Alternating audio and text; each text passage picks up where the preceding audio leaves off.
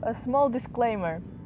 As we were filming this video, the thing we were talking about, so being triggered by the other person and not feeling like sharing and opening up about those feelings, actually happened to us.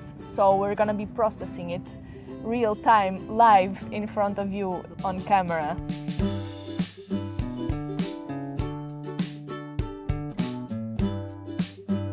Hello, I'm Michal. And I'm Silvia.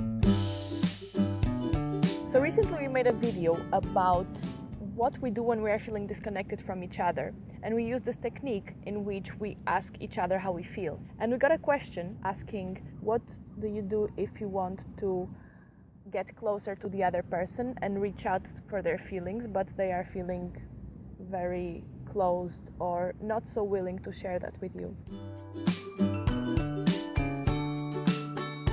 We actually went through this exact process because Silvia introduced this tool to us, and from my point of view it felt that it just puts me in a very vulnerable position, and I don't want this discomfort.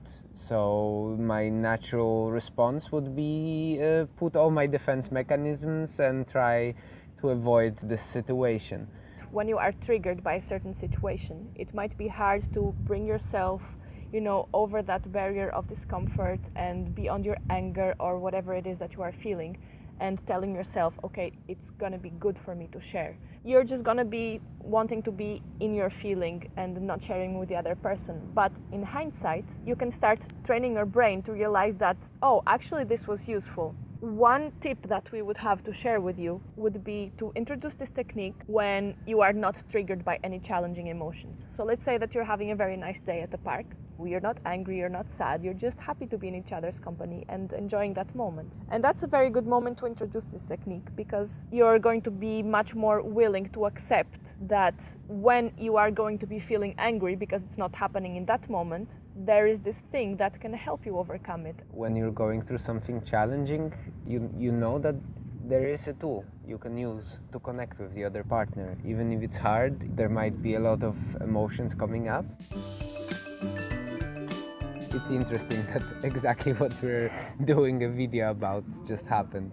How I went about this situation was I asked Michal how he was feeling, and as I saw that it was being a bit harder than I thought to reach his feelings and to move on through that situation, I decided to share my own feelings with him.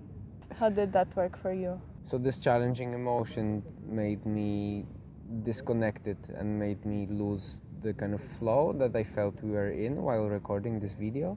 And then I felt a bit lost in a way. Then Silvia tried to connect with me and ask how I feel, and I didn't feel like sharing. So I really feel not like connecting and not like digging deeper into what I'm feeling. Silvia was persistent, and you kept asking me questions, also suggesting emotions that I might be feeling.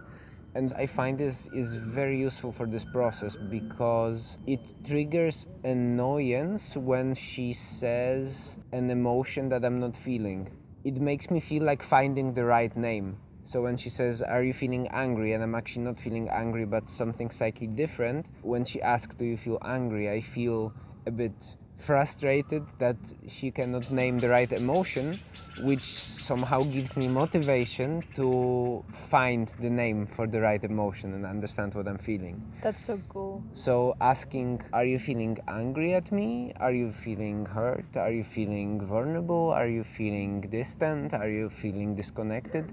And just giving all those options that the person might be feeling might be very helpful. Then Silva told me how she feels. I'm not really sure what did it change. I mean, I felt supported throughout the whole process, so I guess you just saying that you're feeling that didn't really make a difference for me, just because I was already feeling love and support and frustration from you. So it didn't really change much, but just the constant, reassurance that you're here and you want to help to go through this was helpful. Thank you. The physical I was closeness. just thinking about that. The physical closeness is very important. It's strange because somehow, to me, when I'm in that state, it feels like I don't want to be touched or caressed or held, but in the same time I know it's so good for me and I'm craving it. So it's this very confusing state when one part of me just wants to be alone in my own dark place, but the other doesn't. And I guess this is the challenge there, this dichotomy of your soul and trying to come back from the darker side, and your partner can really help.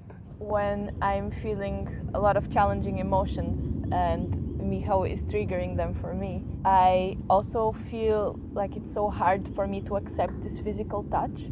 But when I'm getting it, there's this moment when I know that I could just give in to it. But my pride sometimes just doesn't let me. And I find it such a good exercise for me to acknowledge this pride and how it's keeping me from just letting go and then just giving into it, because I realize that I really need that love and that physical touch in that moment, and it's just a matter about overcoming that proud moment and just like kind of you're dreaming and you're suddenly like fall into this clouds and just let yourself be held by the other person. And of course, introducing this to a new person that might never done that before might not be easy, because as for me, I was very defensive when I heard it for the first time and when we started using it. But the benefits are worth trying.